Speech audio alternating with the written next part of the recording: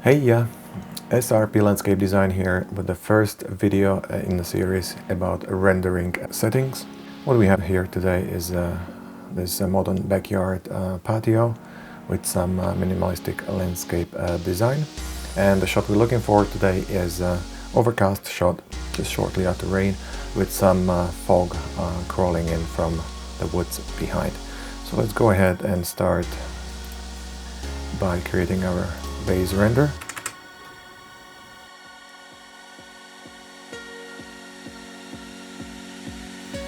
And straight away copy of the same thing for our effects. I'm going to apply one of the presets from Lumion 9 called Overcast. I'm going to add a couple of more effects to it. I'm going to choose Real Skies and Precipitation for our rain. Let's see, I think that's about all of them for now.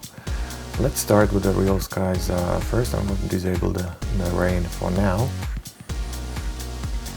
So let's work with the heading. I'm going to change the heading a little bit to get the light coming from behind, from my right, to accentuate the fog from the forest.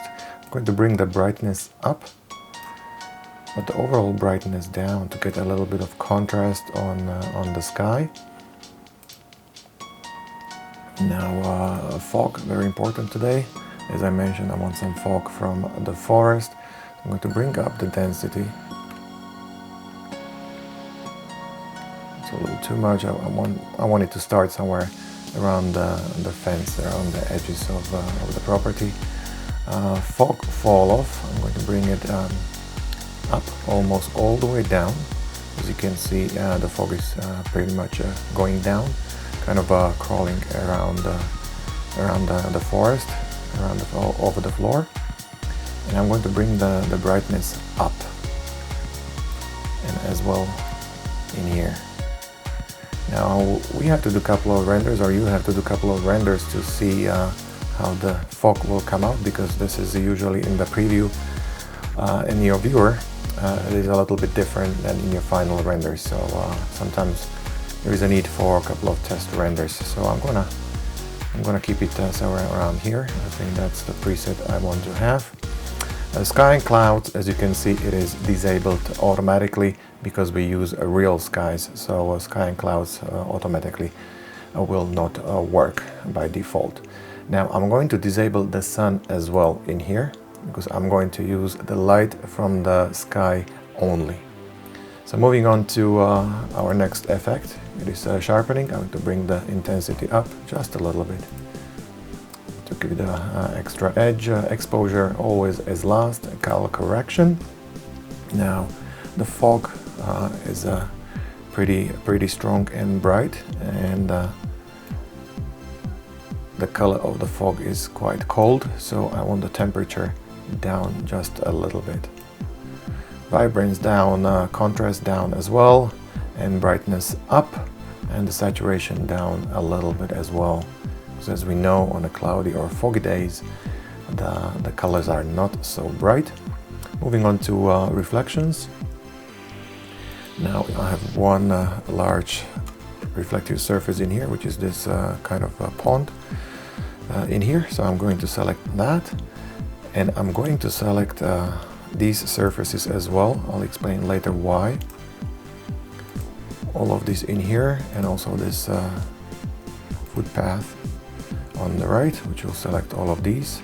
The reason being, when I'm going to add the rain, or one of the phases of the rain, it will create small puddles of water in here, which will be important for my reflections of the background. So let's get back, since I'm talking about that one, let's go back to the precipitation. I'm going to switch it on, and as you can see in here straight away, there is a couple of puddles of water. It's actually quite heavy. So let's open up the effect and adjust that.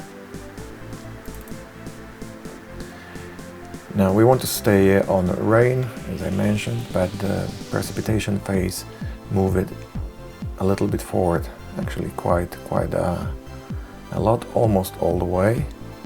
I want some puddles in here, but not too wet. I'm going to bring the particles quantity down. As I said, it will be after rain, so I don't want any particle size or any particle quantity. So basically no rain, but I want the puddles kind of drying out, as you can see in here. Blocked by plants, we can leave it as it is. And the extra fog addition, I want to bring it down just a little bit because I want my prevalent or the main fog to be visible the way I adjusted it.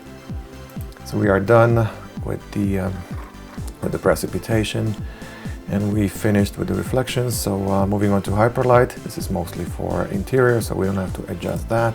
We're going to adjust the skylight. Since we're using only light from the sky, we need to do some adjustments. I'm going to bring the brightness up so we get enough light in our scene, and the saturation obviously down a little bit, as I mentioned, because of the colors are a little bit subdued. So next up is a shadow. Now the coloring of the shadow I'm going to bring up to have cold shadows, and the brightness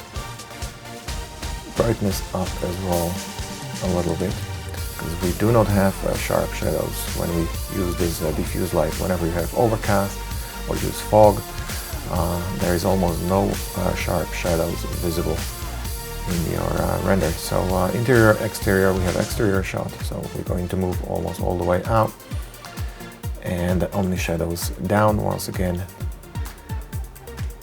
And I'm going to, or we will leave the soft shadows on, as well as the fine detailed shadows. So we are done in here with this effect. Next up we have chromatic aberrations. I'm just going to bring the dispersion down a little bit. And we are finished with this effect. Last one, depth of field. Now I want this foreground to be out of focus. So we are, our attention is centered on the backyard. I'm going to bring the amount of blur somewhere around here, just before half, and move the foreground background slider towards the foreground. As you can see straight away, the foreground is more out of focus than the background.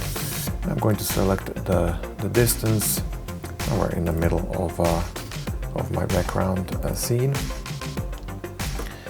Turn on the autofocus, which will measure our distance. So the main portion of the backyard is nice and sharp. We have a little bit of blur on the trees behind, on the forest, and much stronger blur or autofocus for the foreground. So we're done in here, and now we're gonna go back to exposure. Perhaps bring a little bit of light in the scene, but not too much. Just slightly up. Okay. Well, I think we're gonna go ahead and start our render and see the result.